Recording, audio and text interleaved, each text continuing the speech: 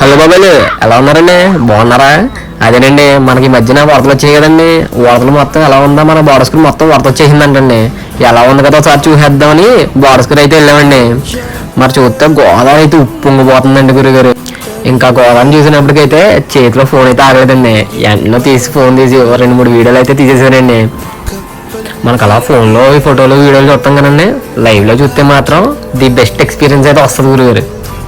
మేము సాయంత్రం కాలం ఆడటం వల్ల సూర్యకిరణాలు కరెక్ట్గా గోదావరి మీద పడుతుంటే ఎంత బాగుందండి.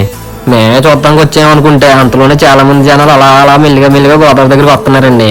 అదే టైం మా అంబోతుగాడు ఏం చేద్దామరంటేని ఇక్కడ తోడుంది కదా, ఈ బ్రిడ్జిలు లాగేద్దామని తోడెట్టుకుని బ్రిడ్జిలు లాగేస్తున్నాడండి. అది పెద్ద ఉండాలి మొహం సిగ్గుండాలంటే చేయడండి. ఇంకా అలా మెల్లిగా వెనక్కి వచ్చేసి ఆ బోట్లు వీడియోలు అవి మొత్తం తీసుకుని వెనకాల మనకి ఒక గెస్ట్ హౌస్ కూడా ఉందండి. ఆ గెస్ట్ హౌస్ ఎప్పుడు చిన్నప్పటి నుంచి అలా ఉంది, కానీ ఎవడో ఒకటి వెళ్తాం రావడం అయితే ఎప్పుడు చూడలేదండి.